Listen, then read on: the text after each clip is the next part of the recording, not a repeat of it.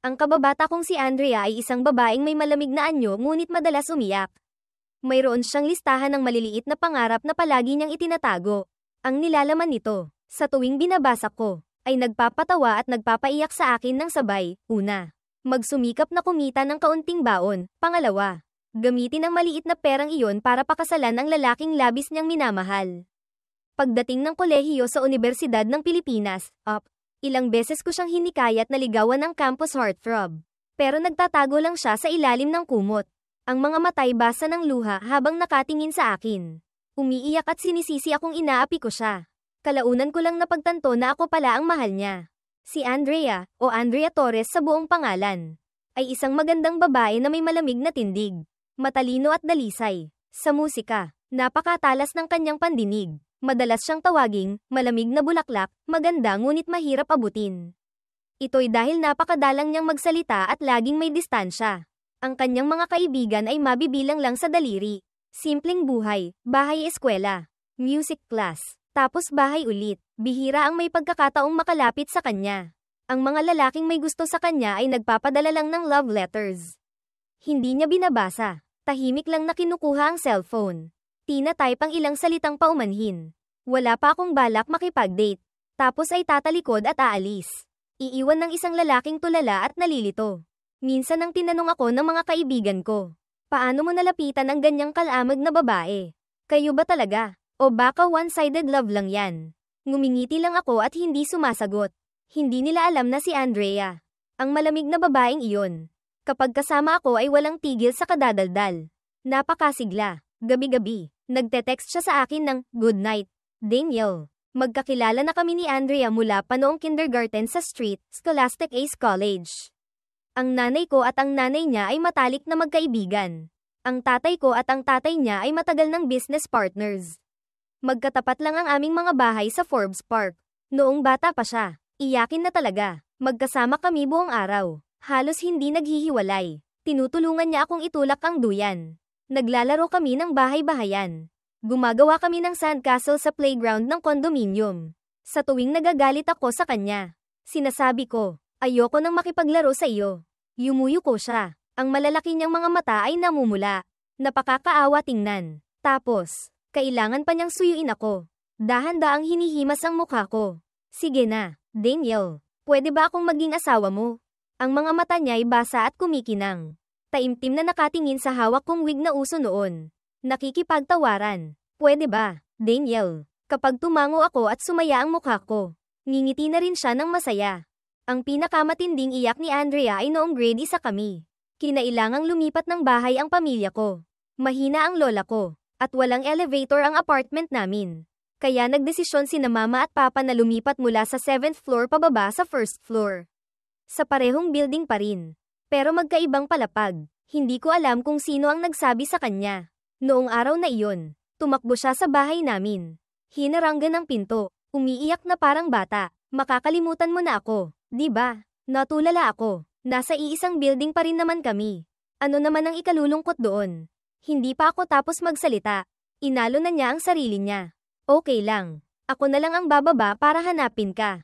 Bago umuwi, pinagbilinan pa niya akong huwag makipaglaro sa matabang batang babae sa ibaba. Sa huli, ibinigay niya sa akin ang paborito kong larwang Doraemon. Bilang pamamaalam, si Andrea, kahit isa sa pinakamagagandang babaeng nakilala ko, ay may mga pangarap na simple lang, kumita ng pera at maghanap ng asawang mamahalin ng totoo. 2 bagay lang iyon, pero sinundan na siya nito mula pa noong 7 taong gulang siya. Malalim na nakatanim sa puso niya. Hindi nagbabago. Sa kwarto niya, may isang napakalaking alkansyang Doraemon sa tabi ng kama. Nasa loob nito ang mga naipon niyang baon mula sa angpaw. Pera sa paggawa ng gawaing bahay. Kahit mga kakarampot na barya. Maingat niyang iniipon. Mukhang malaki-laki na rin ang laman. Minsan, dumalaw ako sa kanila. Nagpapahinga. Nang biglang napansin ko ang alkansya. Dahil sa kuryosidad, umupo ako. Nagkunwaring nagtatanong, "Andrea, magkano na ang laman ng alkansya mo?" Hindi pa man ako nakakahawak. Sinipan na niya ng bahagya ang kamay ko. Nakasimangot, "Huwag mong gagalawin ang baboy ko." Nagkunwari akong nagtatampo. Umupong padubog sa sofa. Masama ang tingin sa kanya. Pero lumapit siya. Umupo sa tabi ko. Mahinang sinabi, Iniipon ko yan para makapag-asawa. Naku naman, maghahanap lang ng asawa. Bakit parang ang sakit pakinggan? Lalo akong nagalit, nagkunwaring ngumuso at tumalikod. Tiningnan niya ako, bahagyang ngumiti, tapos kumuha ng 2 pisong papel mula sa alkansya at inabot sa akin. Sa iyo na yan, bumili ka ng chichirya. Agad akong ngumiti ng malapad na parang tanga. Kalaunan, pareho kaming nakapasa sa Ateneo de Manila University. Noong high school, humanities ang strand niya. STEM naman ako. Halos magkalapit lang ang mga marka namin. Pero walang nag-akala na pareho kaming pipili ng isang universidad. At pareho pa kaming nakapasa. Sabi ni Andrea, tadhana ito. Hindi ako naniwala. Tumingala ako sa kanya. Nagtanong, sumilip ka ba sa mga pinili kong kurso? Ngumiti siya. Hindi sumagot. Kinurot lang ang pisngi ko. Medyo nainis ako. Ano ba yan? Ngumiti pa rin siya. Hindi binibitawan ang kamay. Nakapikit ang mga mata. Ang mukha mo. Ako ang humulma niyan. Ngayong malaki na. Ako ang dapat managot. Yumuko ako. Nagkunwaring nagrereklamo. Sige na. Dapat kang managot habang buhay. Seryoso siyang tumango. Mananagot ako. Pagpasok sa kolehiyo, agad na naging bukang bibig si Andrea. Ang kanyang dalisay na ganda at malamig na tindig ang mabilis na nagpasikat sa kanya. Nasa lahat ng confession page ang pangalan niya. Nahalal pang ang campus queen. Ako naman, nagsimulang makaramdam ng pressure. Hindi na ako kasing comfortable na kasama siya tulad noong high school. Takot lang na maging usap-usapan.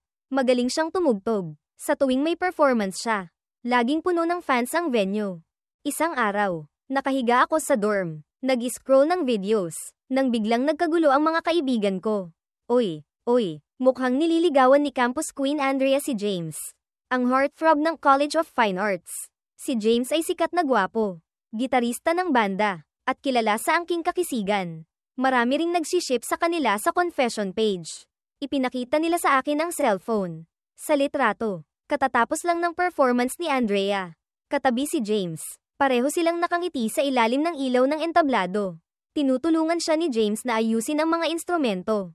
Sa litrato, ang binatang maputi ang balat. Matangkad. Katabi si Andrea. Ang magandang campus queen na may maningning na ngiti. Ang sikat ng araw sa hapon ay tumatagos sa bintana. Nagbibigay liwanag sa kanila na parang isang romantikong eksena sa pelikula na ayaw mong alisin ang tingin. Hindi ko alam kung sino ang kumuha ng sandaling iyon. Pero ilang minuto lang, nag-viral na ito sa social media ng eskwelahan. Grabe, sobrang bagay nila. Please, maging kayo na. Pwede akong maging single. Pero dapat magkatuluyan ng favorite couple ko. Ang campus queen na malamig at ang artist na heartthrob na gusto ko. Nagbabasa na nga lang. Kinikilig pa. Sino ang nakakaintindi sa hirap naming mga single? Sa gitna ng nag-aalab na pagsiship, nakaupo ako sa dorm. Nadadala rin ng emosyon. Lumilipad ang isip ko. Naalala ko mula pa noong 7 taong gulang. Nagsimula nang mag-ipon si Andrea para sa pangarap niyang pakasalan ang kanyang Prince Charming. Nag-scroll ako sa mga comment. Bahagyang ngumiti. Tapos nag-type ng ilang mapang-asar na salita. Heartthrob. Heartthrob. Pakasalan mo na si campus queen. Wala pang 2 segundo. Nag-private message sa akin si Andrea. Subukan mong ulitin yan. Tingnan natin, kasama ang isang galit na sticker na parang gustong isampal sa mukha ko. Hindi ko pa rin napapansin ang seryosong sitwasyon. Akala ko nagbibiro lang siya. Kaya kinopya ko ang buong pangungusap at ipinadala ulit. Heartthrob. Heartthrob. Pakasalan mo na si campus queen. Ha, ilang segundo lang. Nagpadala siya ng voice message. Pinindot ko. Nanginginig ang boses niya. Pumipiyok sa dulo. Natigilan ako. Agad akong nag-reply. Maingat sa bawat salita. Andrea, umiiyak ka ba? Wala nang sumunod na voice message. 2 salita lang ang tumambad sa akin. Hindi Tapos, isang dagdag na pangungusap. Pilit na nagpapakalma. Hindi naman ako iyakin. Pero alam kong umiiyak siya. Sanay na akong paiyakan siya mula pa noong high school. Naalala ko noong isang umaga. Hindi ako nakapag-almusal. Kumakalam ang tiyan ko. Pagkatapos ng klase, binilhan ako ni Andrea ng isang supot na puno ng pagkain, siopaw, soy milk, at mainit na puto. Marami siyang binili, pero hindi ko naubos. Sa tabi, may isang babaeng hindi rin nag-almusal. Gutom na gutom ang tingin sa akin. Ibinahagi ko sa kanya ang iba. Pagkatapos noon, tahimik si Andrea sa buong daan pauwi. May 3 metrong distansya sa pagitan namin. Malamig na parang yelo ang mukha. Nagmadali akong lumapit. Hinawakan ang leleyan ng damit niya. Anong problema mo? Wala. Pinunasan niya ang luha. Namumula ang mga mata. Nag-alala ako. Masakit ba ang paa mo? Nasipa ka kanina. Masakit pa ba? Hindi siya nagsalita. Noong hapong iyon, mag-isa siyang kumuha ng tubig. Nakita niya ang ilang siga-sigang babae na nambubuli ng isang bagong estudyante. Walang sabi-sabi. Sumugod siya. 3 laban sa 1. Napilitang umatras ang mga iyon. Tinawag siya ng mga kaibigan na pinakakul na class president. Matalino na. Matapang pa. Kakaunti lang ang nakakaalam na bata pa lang. Tinuruan na siya ng tatay niyang black belter ng martial arts. Hindi para makipag-away, kundi para maprotektahan ang sarili. Sumunod ako sa kanya na parang buntot. Tanong ng tanong. Sa wakas, humarap siya. Hinaranggan ako. Puno ng luha ang mga mata. Bakit? Bakit mo ibinigay sa iba ang almusal na binili ko para sa iyo? At babae pa. Natigilan ako. Kasi hindi ko naman maubos. Hindi ba dapat tayong magtulungan bilang magkaklase? Pero ako ang bumili para sa iyo. Hindi, noong class president ka. Hindi ba sinabi mong dapat patas ang pakikitungo sa lahat ng kaklase? Nagalit siya ng husto. Hindi makapagsalita. Nanginginig ang mga labi. Namumula ang mukha. Ikaw, ikaw, ikaw. Ang lakas ng hangin. Pero hindi matangay ang katwiran mong baluktot. Hawak ko ang cellphone. Tinitingnan ulit ang text na, hindi ah. Parang may pumipiga sa puso ko. Ang litratong iyon. Hindi ako nagseselos. Pero ang pakiramdam ng kawalan ng magawa habang pinupuri ng buong mundo siya at ang iba. Iyon ang nagpapabara sa lalamunan ko. Siguro, ako ang pinakatanga sa kwentong ito. Tiningnan niya ako. Malamig ang mga mata. Walang emosyon. Pero alam kong galit siya. At kakaiba ang galit niya. Pagbalik sa dorm, isinara niya ng padabog ang pinto. Umalingaw-ngaw ang kalabog sa buong hallway. Hindi ko masyadong pinansin. Kahit pag-uwi, ilang minuto lang. Nakalimutan ko na agad. Binuksan ko ang TV, humilata sa sofa. Nanood ng nakakatawang teleserye. Maganda ang artista. Nakakatawa ang plot. Tumawa akong parang baliw. Walang kamalay-malay na sa kabilang dako ng screen. May isang babaeng tahimik na naghihintay ng sorry ko. Hindi nagtagal. Isang WeChat message mula kay Andrea ang umilo. Hindi pa ako kumakain ngayon. Kasi galit ako sa iyo. Bahagya akong natigilan. Si Andrea, na laging malakas. Hindi basta-basta nagpapakita ng emosyon. Pero sa mga text na ito, nababasa ko ang sama ng loob. Alam mo ba, sinigawan mo pa ako kanina.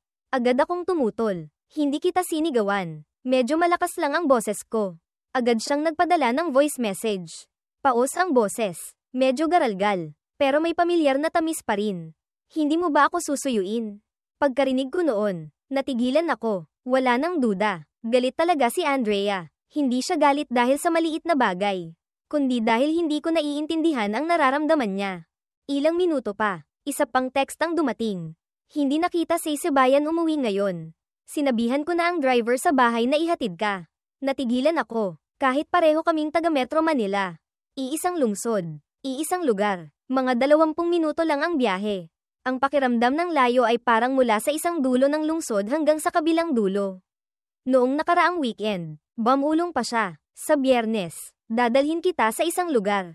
Tapos sabay tayong uuwi. Pero ngayon, dahil sa isang salita, dahil sa isang sandali ng kawalang pakialam ko, ang planong iyon ay naglaho na parang bula. Nag-reply ako. Kaya ko namang umuwi mag-isa. Hindi na kailangan ng driver. Hindi naman ako 3 taong gulang na bata. Super strong akong lalaki. Okay. Agad siyang sumagot. Halos kaagad. Matigas ang boses na parang kitang-kita ang galit kahit sa screen lang.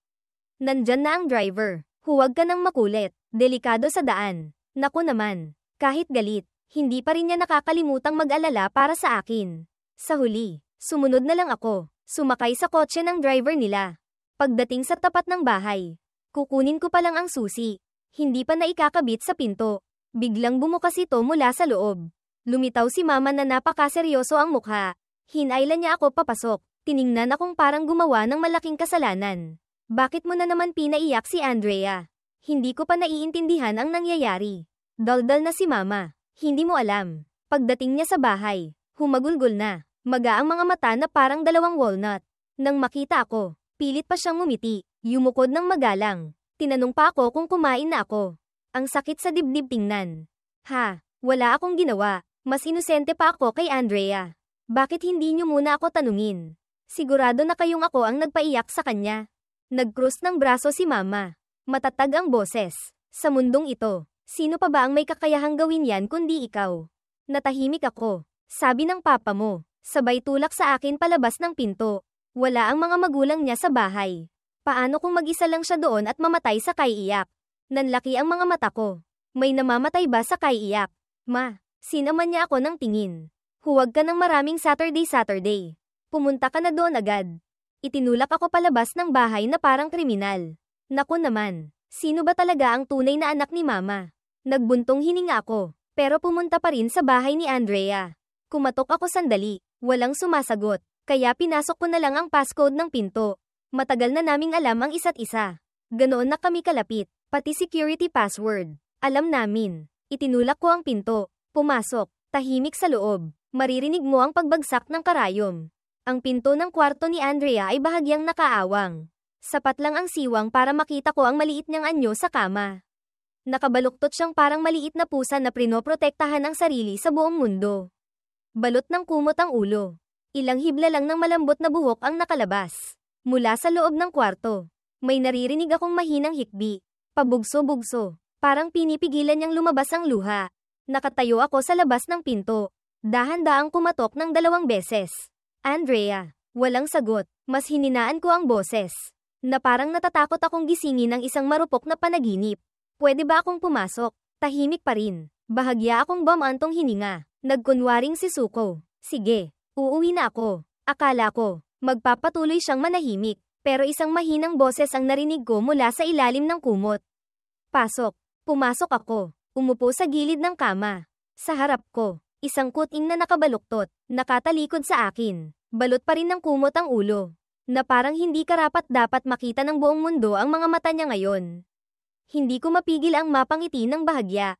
Ang cute. Pilit kong pinigilan ang gustong ngumiti kong mga labi. Dahan-dahan kong tinapat ang likod niya. Andrea, anong problema? Umiyak ka ba? Nakatago pa rin siya sa ilalim ng kumot. Pero matigas ang bibig. Hindi. Paus na ang boses. Pilit pa ring tumatanggi. Mahina akong natawa. Hindi. Sige, tingnan natin. Pagkasabi noon, iniunat ko ang kamay. Akmang hahatakin ang kumot. Pero marahas siyang pumalag. Na parang aagawin ko ang buhay niya. 2 beses kong hinatak. Walang nangyari. Ang lakas ko. Hindi kayang talunin ng isang umiiyak. Hindi ko alam kung matatawa ako o maiiyak. Walang magawa. Ginamit ko ulit ang dating taktika, umatras para sumugod. Sige na. Aalis na talaga ako. Bahala ka na dyan. Kung gusto mong umiyak, umiyak ka lang. Nagpadyak ako ng malakas na parang aalis na. Sinadyang gumawa ng ingay para marinig niya. Siyempre, wala pang 3 segundo. Hinagis ang kumot. Bumangon si Andrea. Hindi pa napupunasan ang luha. Nakalaylay ang buhok sa noo. Ang magandang mukha ng campus queen. Basang-basa na ngayon ng luha. Ang mga mata niyang phoenix eyes na dati kinahuhumalingan ko. Ngayon ay magana parang 2 maliit na siopaw. Naging 3 talukap ang mga pilikmata. Nanginginig ang labi. Namumula ang ilong. Nakasuot siya ng pink na hoodie. Buong katawan niya ay parang natutunaw sa gitna ng emosyon at luha. Daniel, humagulgol siya. Ang sama-sama mo sa akin. Palagi na lang. Natigilan ako ng ilang segundo. Pagkatapos, pasensya na. Hindi ko napigilan. Natawa ako. Natawa hanggang sumakit ang tiyan ko. Ewan ko ba, sa tuwing nakikita ko siyang ganyan malambot, naaapi, namumula ang mga mata. Paos ang boses gusto kong matawa. Minsan pa nga, may sumusulpot na masasamang isip sa akin. Mukha siyang mahina kapag umiiyak. Gusto ko siyang paiyakan pa ng kaunti. Gusto kong umiyak siya ng husto hanggang saya maakap na siya sa akin. Habang tumatawa, ikinakaway ko ang kamay ko. Sige na, hindi na ako tatawa. Sorry. Patuloy pa ring bumuhos ang luha ni Andrea na parang ulan sa Hunyo. Para siyang maliit na bagyo na ibinubuhos ang lahat ng sama ng loob sa akin. Nakikita mo ako, HMP, ang saya-saya mong mang-asar ng iba. Wala naman akong ginagawang masama. Tapos ganyan pa ang sasabihin mo sa akin. Habang pinupunasan ang luha, humihikbi siyang hindi makabuo ng pangungusap. Bigla siyang tumingala sa akin. Puno ng hinanakit ang boses. Pinipilit mo pa akong makipag-ayos kay James. Nakita ko lahat. Ang sakit. Natigilan ako. Kaya pala. Sa wakas. Alam ko na kung bakit siya galit na galit. Patuloy siyang nagpupunas ng luha. Pero lalong dumarami ang tumutulo. Pira-piraso ang hikbi sa lalamunan. Hindi makabuo ng salita. Putol-putol lang. Pinaramdam mo sa akin, na parang, wala kang pakialam sa akin. Nakatitig sa akin ang mga mata niya. Ayaw bumitaw. Namumula ang ilong. Nanginginig ang mahahabang pilik mata na parang maglalabas pa ng 1 toneladang luha. At saka, kinagat niya ang labi. Sinabi pa ng may hinanakit. Kanina pag-uwi mo, habang naglalakad ka, nanunood ka ng video ng magagandang babae. Ang saya-saya mo pa. Hindi ka agad pumunta sa akin. Nakita ko lahat. Pagkasabi noon, tinakpan niya ng 2 kamay ang mukha. Umiyak ng hindi mapigilan. Nanginginig ang mga balikat. Parang hindi na sama ng loob. Kundi durog na. Ang sakit. Sobrang sakit. Pakiramdam ko hindi na ako si Andrea. Natawa ako hanggang sumakit ang tiyan. Yumukod. Kinagat ang labi para pigilan. Pero hindi pa rin kaya. Sorry. Hindi ko talaga mapigilan. Sinaman niya ako ng tingin. Parang maliit na asawang inaapi ng asawa. Patuloy pa rin ang pagtulo ng luha. Habang ako naman ay pilit na hindi humahalaklak. Malakas kong kinurot ang hita ko ang sakit para magseryoso. Sorry, sunod-sunod kong sabi. Sa susunod, hindi na ako magbibiro. Hindi na rin ako manunood ng magagandang babae sa harap mo. Pwede ba? Patawarin mo na ako ngayon. Ha? Akala ko, tapos na ang lahat. Pero minamaliit ko pala ang kakaibang loika at lakas ng loob ni Andrea. Sinaman niya ako ng tingin. Sinabi ng matalas. Ibig sabihin, sa likod ko, gusto mo pa ring manood? Natigilan ako. Namanhid ang kamay. Namanhid din ang puso. Huwag ka nang umiyak. Please. Sabi ko. Akmang uupo palapit. Pero agad siyang umusag. Gumawa ng espasyo sa kama. Ang mga mata niya'y nababalot ng hamog. Dahan-dahan niyang tinapak ang kutson. Upo. Masunurin akong umupo sa tabi niya. Marahang hinahaplos ang likod niya. Sige. Hindi na ako manunood. Talaga. Sa totoo lang. Natatakot akong baka himatayin siya sa kaiiyak. Baka bukas. May balita na, campus queen, namatay sa kaiiyak sa sariling bahay. Ano ang sasabihin ko sa nanay niya? Kinuha ko ang baso ng mainit na tubig sa mesa. Inabot sa kanya. Uminom ka ng tubig. Pampalit sa luha. Sinaman niya ako ng tingin. Ayoko. Tumango ako. Akmang ilalapag ang baso. Pero bago pa ako makagawa ng anuman. Nagsalita na siya ulit. Ang boses niya ay matamis pero may halong pagtatampo. Sinabi kong ayoko. Ayoko na ba talaga? Hindi mo ba ako naiintindihan kahit kaunti? Pakiramdam ko, sinasakal niya ako sa bawat salita. Walang kawala. Kinagat ko ang labi. Inilapit ko ang baso sa bibig niya. Buka ang bibig. Sinimulan ko siyang painumin. Tumingala siya sa akin. Ang mga mata niya ay parang may kuryente. Mainit. At sobrang lapit. Agad na namula ang tenga ko. Nang sumulyap ako pabalik, medyo namumula rin ang tenga niya. Sa sandaling iyon, hindi ko alam kung kailan. Nakasandal na ang ulo niya sa balikat ko. Malambot, mabango, gan na pati puso ko'y medyo nawala sa ritmo. Mahina akong bamulong. Alam ko na, mali talaga ako. Sa susunod, hindi na ako magbibiro. Pwede. Hindi siya agad sumagot. Bamulong lang na parang hangin. Hindi siya ang tipo ko. Napigil ang hininga ko. Tumango. Oo, alam ko na ngayon. Bigla siyang lumingon. Pero tumagilid ang mata. Nagtanong, ikaw, anong tipo mong babae? Hindi ako nag-isip. Sumagot agad. Hindi ko alam. Basta. Hindi iyakin. Ayos. Pagkasabi ko noon, parang huminto ang hangin sa kwarto ng 1 segundo. Yumuko siya. Ang mga matang katutuyo lang. Muling namasa. Parang sementong kitatambak lang sa dike. Hindi pa tuyo. Bumigay na ulit. Tumulo ang luha sa pisngi niya. Daniel, humikbi siya. Kung ganoon, ako nga ang tipo mo. Hindi naman ako iyakin. Tiningnan ko siya. Tulala. Gusto mong marinig ulit ang sinabi mo. Humihikbi pa rin siya, pero natawa sa gitna ng garalgal na iyak.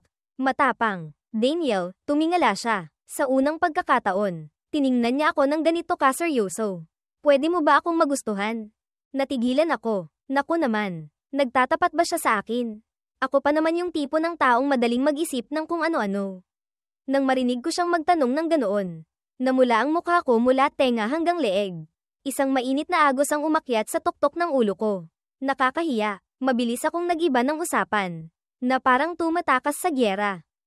Nga pala. Andrea, bakit naubos na ang pera sa alkansya mo?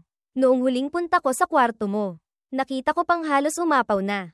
Habang pinupunasan ang luha, mahina siyang sumagot. Ginastos ko na lahat. Bukas. Ikukwento ko sa iyo. Hindi kita may date ngayon. Sorry. Pero bukas. I'd date kita. Habang nagsasalita, iniunat niya ang maliit niyang daliri. Ikinawit sa akin. Napakaisip bata. Kung hindi ka pupunta bukas. Ikaw ang kuting. Napangisi ako. Ngayon, malinaw na siya ang hindi tumupad sa usapan. Tapos sa akin pa isisisi. Tapos, ewan ko ba, bigla siyang yamakap sa akin. Niyakap ang bewang ko ng napaka-natural. Kung ganoon, ako ang kuting ngayon. Tumingala sa akin ang mukha ni Liza. Isa pang pangalan para sa karakter ni Andrea. Ang mga mata niyang malinaw at kumikinang ay parang tatalon na palabas. Lumunok ako. Ayoko pa naman sa mga babaeng walang boundaries. Kung gusto mo akong patayin, sabihin mo ng diretso. Huwag mong gamitin ng ganyang kagandahang walang depensa para patayin ako ng dahan-dahan. Kinaumagahan, bitbit ko ang 2 kilong baboy para tulungan si mama sa palengke sa Divisoria. Humuhuni pa ng kaunting kanta. Pagdaan sa kanto, bigla akong nakakita ng isang eksena. Parang sa action movie. 3 binatang may kulay berde at pulang buhok ang pumapalibot sa isang lalaking mukhang disente. Halatang hinaharang para hold upin. Pinaningkitan ko ang mga mata. Ang campus heartthrob. Nakasuot siya ng plantsadong suit. Mahigpit na hawak ang wallet. Medyo mapatla ang mukha. Isang lalaking may dilaw na buhok ang itinulak siya sa pader. Bilisan mo. Ibigay mo na ang pera. Gusto mo bang mabawasan ng ilang pirasong laman sa katawan mo? Naku naman. Sa gitna ng araw. Nangangahas gumawa ng gulo. Agad na kumulo ang dugo ko. Walang sabi-sabi. Inihagis ko ang supot ng baboy na hawak ko. Bogs. Tumama ito mismo sa leeg ng lalaking may dilaw na buhok. Sinong ayaw ng mabuhay? Sigaw niya. Hinawakan ang leeg. Lumingon. Lumapit ako. Walang pag-aalinlangan. Isang malakas na sipa na parang kidlat. Tatay mo to. Blag. Malakas ang pagbagsak niya sa lupa. Humihingi siya ng tulong na parang isdang naiahon sa tubig. Tiningnan ako ng campus heartthrob na parang nakakita ng tagapagligtas. Nanginginig pa ang kamay na humawak sa kamay ko. Salamat, kaklase. Sumenyas ako. Tumabi ka. Baka matamaan pa kita. Isang kalbong lalaki ang natira. Tiningnan ako ng may pangmamaliit. Isa na namang tanga. Gusto mong mamatay. Hindi na ako nagsalita. Sa mga ganitong tao, sayang lang ang laway. Sumugod ako. 3 malutong na sampal. Ang lalaking nasipa ko kanina. Hindi pa nakakabangon. Nasampal ko ulit. Umikot pa ng isang beses. Ewan ko kung saan galing. May ilang bata pang may berde at pulang buhok ang sumali. Pero ang mga ito, 3 sampal lang. Tapos na. Tutal. Taekwondo black belter din naman ako. Sa wakas, nagamit ko na rin. Noong bata kami, hinayla ko ni Andrea para mag-taekwondo kasama siya. Noong panahong iyon, nagrereklamo pa ako. Ano bang pinagsasabi mo? Sino naman ang basta-basta na lang mag-aaral ng martial arts? Sabi niya, para sa susunod, kung wala na ako sa tabi mo, mapoprotektahan mo pa rin ang sarili mo. Noong araw na iyon, hindi ko naintindihan. Ngayon, nakikita kong propeta pala siya. Ang leader nila, maga ang mukha, habang hawak ang pisngi, lumingon at sumigaw. Hintayin mo, tandaan ko ang mukha mo. Hindi ko pa naibibigay ang huling suntok. Nawala na sila ng mas mabilis pa sa hangin. Pinagpaygan ko ang damit ko. Binalewala ang mga tingin sa paligid. Hindi kailangan ng dangal. Hindi kailangan ng medalya. Mahinang nagsalita ang campus heartthrob. Salamat. Ang mga mata niya'y parang kumikinang. Medyo naaawa rin ako. Nagkrus ako ng braso. Nagkunwaring mapagkumbaba. Wala iyon. Tumutulong lang sa kapwa. Tapos, nagtanong ulit, bakit ka nandito? Hinahanap mo si Andrea. Ang campus heartthrob. Nandito sa lugar na ito. Sa oras na ito, iisa lang ang naiisip kong dahilan. Pumunta siya para hanapin si Andrea. Pero hindi. Iwinasiwas niya ang kamay. Medyo nahihiya ang mukha. Hahanapin ko si Catherine. Si Catherine, ang campus queen ng kalapit na universidad. Sikat sa kanyang kagandahan at sosyal na pananamit. 5 minutong lakad lang ang layo ng bahay namin sa bahay nila. Nag-isip ako sandali, tapos tumango. Pero teka, hindi tama. Tiningnan ko siya ng may pagdududa. Hindi ba sinabi mong gusto mo si Andrea? Mabilis siyang tumango. Napakatapat ng boses. Oo nga, pero bawal ba akong magkagusto sa isang maganda lang? Pwede naman akong magkagusto sa maraming tao ng sabay-sabay. Natigilan ako ng 3 segundo. Tapos, parang may liwanag na tumama sa akin. Itinaas ko ang hinlalaki sa kanya. Makatwiran. Tinapak ko siya sa balikat ng may pakikipagkaibigan. Magkakasundo tayo. Iniisip ko ang 18 taon ng buhay ko. Marami na rin akong tiningnang magagandang babae. Sa tuwing ganoon, ang laging nasasaktan ay si Andrea. Umiyak na siya, maraming beses, dahil lang sa pagtingin ko sa iba. Tumahimik sandali. Hinayla ako ng heartthrob sa isang sulok. Ang mga matay palingga-lingga na parang naghahanap ng kalaban. Walang ibang tao sa paligid. Bumulong siya sa tainga ko. Dahil niligtas mo ako, sasabihin ko sa iyo ang isang sikreto. Pero huwag mong sasabihin kahit kanino. Ha, tumango ako ng seryoso. Parang estudyante sa elementarya na nangangakong magpapasa ng assignment sa tamang oras. Huminto siya ng ilang segundo. Tapos nagpatuloy. Sasabihin ko sa iyo, si Andrea, masama talaga siyang babae. Dahil sa sinabi niyang iyon, nanlaki ang mga mata ko na parang siopaw. Halos malaglag ang bibig ko. Ano ka mo? Hindi nga. Saan masama? Seryosong nag-akusa ang heartthrob. Hindi ba? Maganda siya. Maganda rin ang katawan. Pero hindi naman natin siya makukuha. Di ba masama iyon? Medyo may punto. Kahit medyo baluktot ang loika. Nagpatuloy siya. Ang boses ay parang nagkukwento ng drama sa eskwelahan. Sasabihin ko sa iyo, may gusto na siyang iba. Noong isang araw, nagtapat ako. Tinanggihan niya ako agad. Sinabi pang may iba na siyang gusto. Kinuha niya ang cellphone. Nag-scroll sandali. Tapos itinapat sa harap ko. Ito ang gusto niya. Yumuko ako. Tiningnan ang screen. Isang lumang litrato ang lumitaw. Kami ni Andrea. Kuha noong kindergarten. Noong araw na iyon, ipinakita niya sa akin. Kinuha ko pa ng palihim habang hindi siya nakatingin. Sa kaliwa, ako, nakasuot ng maliit na asul na jacket. Sa kanan, si Andrea, umiiyak hanggang mamaga ang ilong na parang hinog na kamatis. Walang pakialam na nagkwento ang heartthrob. Sabi niya, ang gusto niya ay ang kababata niyang lalaki noong maliit pa sila. Noong sandaling iyon, parang may pumiga sa puso ko. Isang kakaibang pakiramdam ang umakyat. Magulo, gumagalaw, at masaya. Hindi ko matanggap. Itinuro ko ang litrato. Sigurado ka bang ang tinutukoy niya ay ang nasa litratong ito? Siguradong sigurado. Matigas na tumango ang heartthrob. Pero unti-unting nagbago ang tingin niya. Tiningnan ako. Tapos ang litrato. Tapos ako ulit. Teka, ang batang lalaking nakaasol na jacket. Kamukha mo. Bahagya akong ngumisi. Hindi kamukha. Ako talaga iyan. Nga ang heartthrob na parang nakatuklas ng malaking sikreto. Ipinatong niya ang kamay sa balikat ko. Ibig mong sabihin, ikaw ang kababata niya. Mahina akong tumango. Nanlaki ang mga mata niya. Halos makalimutan na nagustuhan din niya si Andrea. Tapos biglang sumigaw na parang fanboy. Grabe, totoo. Alam mo ba, sa mga binabasa kong romance novels, ito ang paborito kong plot. Childhood friends, love since childhood, pure love. Excited siyang nagtanong ng sunod-sunod. Kayo na ba? Naghalikan na kayo? May private group chat kayo?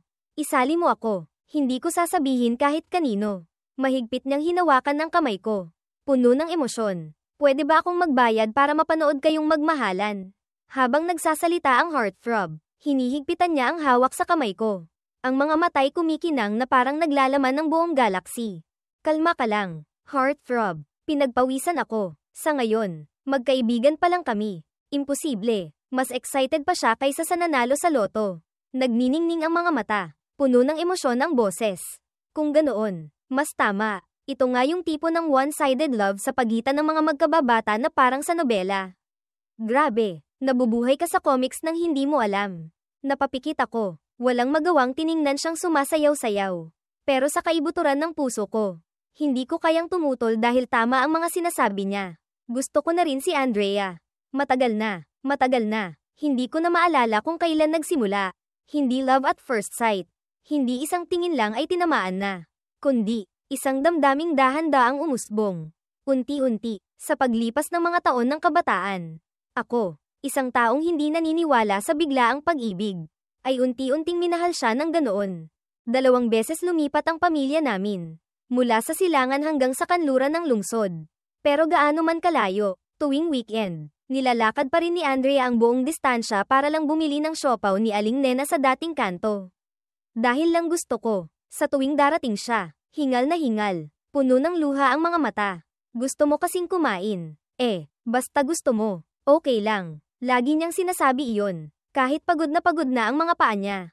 Kapag may sakit ako, ang unang nakikita ko pagmulat ng mata ay palaging siya. Takot akong uminom ng gamot. Umiiyak siya, nagtatampo. Isinusubo ang gamot sa bibig ko.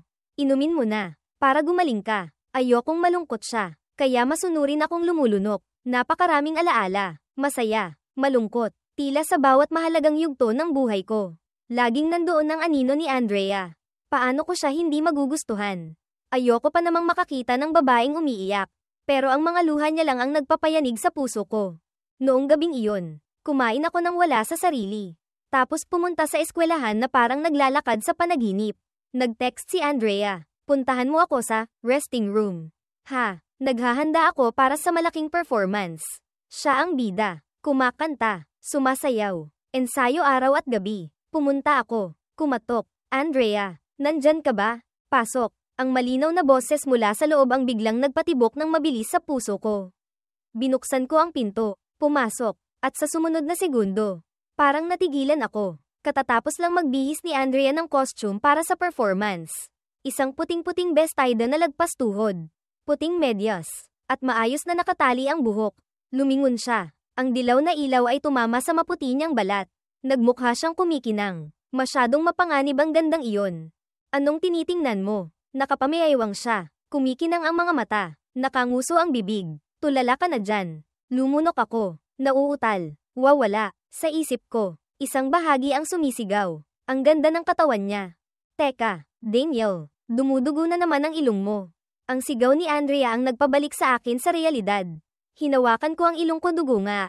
Sira. Umatras ako agad. Nahihiya ng husto. Gusto kong magtago sa ilalim ng mesa. Lumapit si Andrea. Hinawakan ang leeg ko. Umupo ka lang dyan. Dadalhin kita para maghilamos. Habang naglalakad, sumisigaw ako sa loob-loob ko. Na naman, pinahiya ko na naman ang sarili ko sa harap niya. Bakit ba laging dumudugo ang ilong mo kapag nakikita mo ako? Natahimik ako. 2 butas ng ilong ang puno ng tissue. Pula ang mukha na parang nilagang kamatis.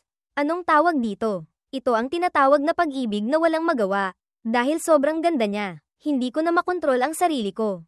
Biglang natawa si Andrea. Ang mga matay kurbang-kurba na parang gasoklay na buwan. Tinitingnan mo ako tapos dumudugo ang ilong mo. Gusto mo ako? No. Dahil sa tanong na iyon, natigilan ako. Tumingala ako sa kanya. Sa mga mata niya, mayroong kapilyuhan. Pero mayroon ding napakatapat. Huminga ako ng malalim. Tapos ginaya ko ang ginawa niya noon. Binaliktad ang sitwasyon. Ikaw, gusto mo rin ba ako? Dahil sa tanong na ito, parang nasipa ako. Biglang tumahimik ang buong paligid. Naging kakaiba ang tingin niya. Malabo, pero kumikinang ng kakaiba. Parang may itinatago. Itinaas niya ang kamay. Marahang hinaplos ang buhok ko. Bawat kilos ay napakabagal. Napakagaan. Tapos, mahinang sinabi, gusto. Sobrang gusto. Sobrang gusto. Hindi ko alam ang gagawin. Wala akong maisip. Nararamdaman ko lang na bumabara ang lalamunan ko.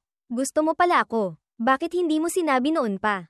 Bakit hindi mo sinabi kahit isang salita lang? Ang mga nauutal na salitang iyon ay hindi napigilan ng biglaang pag-agos ng emosyon sa akin. Hindi ko alam kung bakit.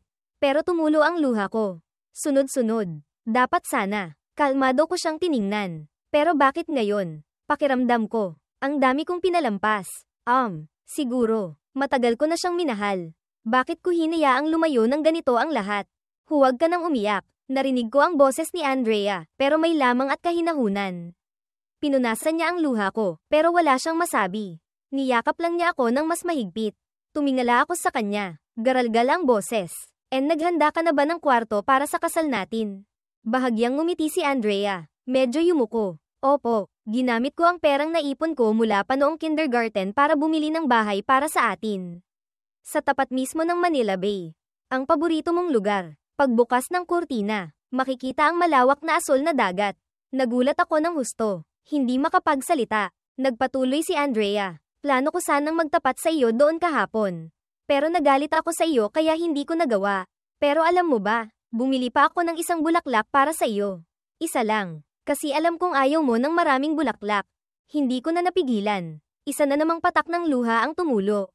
Hindi dahil sa pagsisisi, kundi dahil sa pagkaantig. Kaya pala, matagal na siyang tahimik na nag-aalala.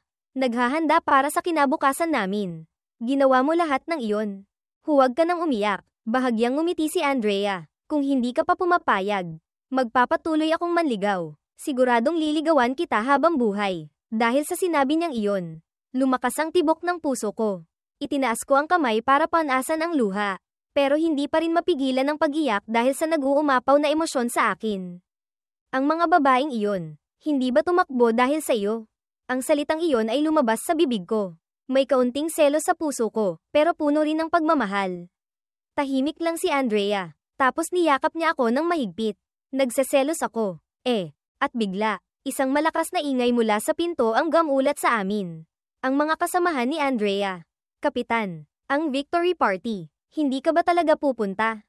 Hindi. Walang pag-aalinlangang sagot ni Andrea. Hindi inaalis ang tingin sa akin. Pero hindi ko maiwasang magtanong. Gusto mo bang pumunta? Sigaw ni Andrea mula sa pinto. Tapos lumingon sa akin. Mahigpit na hinawakan ang kamay ko. Kung ganoon, gusto kong pumunta. Pagpasok namin, isang kakaibang atmosfera ang bumalat sa paligid. Puro babae. Medyo awkward talaga ang pakiramdam. Si Kapitan at si Mr. Cold Guy. Namumulaklak na ba? Walang tigil silang nagtatawanan. Pero lalong humigpit ang hawak ni Andrea sa kamay ko. Namumula ang mukha niya. Pero puno ng kumpiyansa ang mga mata. Huwag niyong takutin ang asawa ko. Baka tumakbo pa. Ang sinabi niyang iyon ay nagpahiya sa akin pero nagpainit din sa puso ko. Kung ano-anong iyak ang ginagawa niya sa harap ko. Parang gustong patawanin ako. Pero magaling akong magpigil. Itinaas ko lang ang hinlalaki ng medyo pabiro. Ang cool talaga, sabi ko sa isip ko. Kahit na lalo siyang nagsasalita, lalo akong natatawa at naiinitan ng puso. Nagniningning ang mga mata niya. Masaya at orgullosa. Pinag-uusapan niya ako na parang isa akong himala. Isang bagay na mahiwaga. Si Andrea, multi-talented yan. Kahit anong instrumento, kahit anong sayaw, madali niyang natututunan sa maikling panahon. Lahat kami sa team, hanga sa kanya. Hindi pa namin siya nakitang pamalya. Hindi ako nagsalita, nakikinig lang. Lumalakas ang pagmamalaki sa puso ko. Si Andrea nga, laging ginagawang perpekto ang lahat. Pero sa sandaling iyon, isang napkin ang biglang inihagis. Tumama sa akin, mula sa ilalim ng mesa. Sinaman ako ng tingin ni Andrea na parang sisubog na sa galit. Hoy, sinong nagsabing kausapin mo ang asawa ko? Sigaw niya, tapos lumingon sa akin. Puno ng selos ang mga mata. Nagseselos na, galit na si Kapitan. Mabilis na umatras ang babae. Isang nahihiyang tingin ang dumaan. Ngumiti lang ako habang tinitingnan si Andrea. Puno ng init ang puso ko. Hinawakan niya ang kamay ko. Hinaypan. Ulong. Huwag mo na siyang kausapin. Naramdaman ko ang lamang. Ang banayad na selos. At ang pag-ibig sa bawat kilos niya. Ang clingy mo naman. Hindi ko maiwasang antong hininga.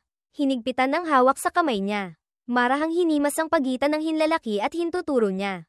Hindi siya sumagot. Hinawakan lang ang mukha ko. Puno ng kaligayahan ang mga mata. Napaka-espesyal ng pakiramdam na iyon. Sa ilalim ng mesa, hawak pa rin niya ang kamay ko. Ayaw bitawan. Maya-maya, pagkatapos naming kumain, napansin kong parang bibigay na si Andrea. Namumula ang mga mata niya na parang hindi mapigilan ng pag-iyak. Ang babaeng pinalayas ni Andrea kanina ang unang nakapansin. Mabilis na inabutan siya ng tissue. Nag-aalala ang tingin. Kapitan, bakit? Namumula ang mata mo. Napuwing ka ba ng sili? Ang anghang talaga nitong spicy rabbit. Umiling lang si Andrea, pero patuloy pa ring tumutulo ang luha. Mas hinigpitan niya ang hawak sa kamay ko, na parang ayaw ng bitawan. Lahat sa paligid ay tulala. Hindi pa nila nakikitang umiyak siya ng ganoon. Mabilis kong hinaplos ang likod niya. Mahinang sinabi, Andrea, uminom ka ng mainit na tubig. Huwag kang mag-alala. Hindi niyo na kailangang mag-alala. Magpatuloy lang kayo sa pagkain. Nakatayo pa rin ang lahat. Nanlalaki ang mga mata.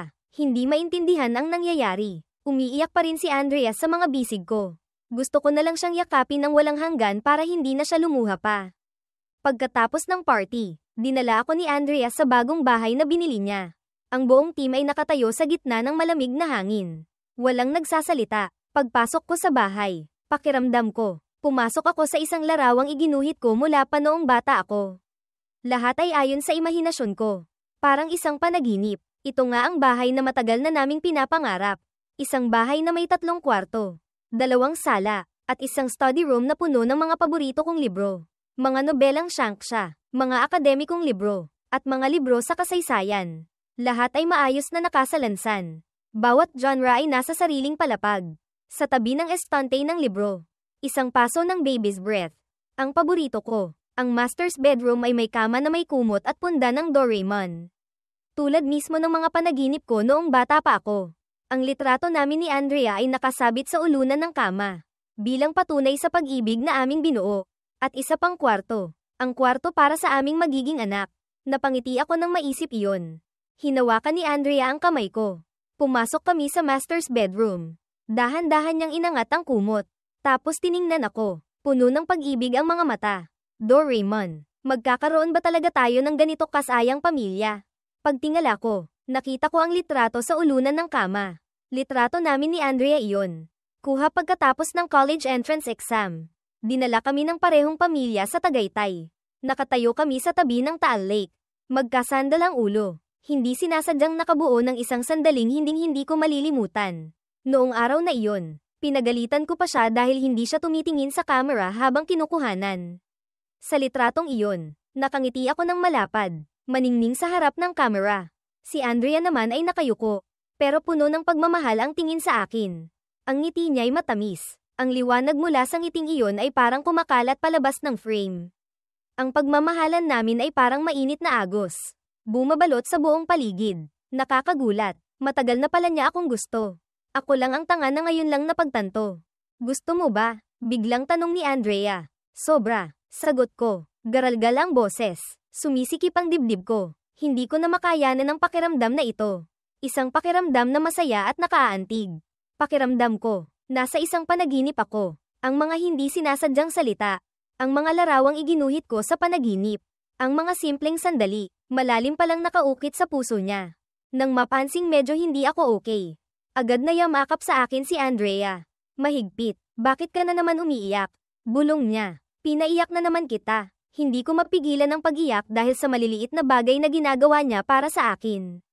Dahil sa pag-ibig na ibinibigay niya. Niyakap niya ang bewang ko. Isinubsob ang mukha sa dibdib ko. Narinig ang hikbi ko. Pero ang hikbing iyon ay hindi akin. Lahat sa paligid ay biglang naging malabo. Kami na lang ni Andrea ang natira sa isang espasyong puno ng pagmamahalan. Bakit umiiyak ka rin? Mahina kong tanong. Dahil sa saya. Sagot niya. Mahina ang boses pero puno ng emosyon. Pagkatapos nating graduate, pakasal na tayo. Ha, susubukan kong maging mabuting asawa. Umiiyak siya habang tumatawa. Nangangako sa akin. At lalo ko siyang minamahal. Marahan kong hinaplos ang likod niya. Ulong. Ang tanga mo ba? Dalawa lang tayong batang iyakin. Hindi siya sumagot. Humajak-jak lang. Tapos marahang hinawakan ang mukha ko at hinalikan ako. Ang halik. Mula sa banayad hanggang sa malalim. Na parang walang hanggang pangako na ibinibigay namin sa isa't isa. Nang malaman ng parehong pamilya na kami na. Lahat ay masaya. Ang tatay ko. May orgalosong ngiti. Ang pamilya natin. May ganito kabuting anak na lalaki. Siguro dahil sa mga mabubuti kong gawa. Ngumusol lang ako. Sumagot ng may mapaklang mukha. Salamat po, pa. Kayo nga po ang tatay ko. Ang nanay ni Andrea. Mas grabe pa. Hindi pa kami kasal. Binigyan na niya ako ng ilang bahay. Takot na baka tumakas ako. Mahigpit niyang hinawakan ang kamay ko. Tiningnan ako ng may tapat na mga mata. Daniel, mabait kang bata. Pagkatapos niyong ikasal, huwag mo nang paiiyakin pa ang batang ito. Ngumiti lang ako. Pero sa puso ko, nagpapasalamat ako sa lahat ng ginawa niya. Pagkatapos graduate sa kolehiyo, hindi na makapaghintay si Andrea. Hinayla niya ako para magparehistro ng kasal sa City Hall. Dumating ang araw ng kasal. At si Andrea, ang nobyo ko, lumabas mula sa pinto, suot ang puting-puting bestida. Para siyang isang dalisay na bulaklak ng sampagita. Dahan-dahan at marangal na lumalakad palapit sa akin. Ang leleyan ng bestida ay parang ilog ng bituin na pumapalibot sa kanya. Kumikinang sa ilalim ng ilaw. Bawat hakbang niya ay parang nagpapayanig sa buong paligid.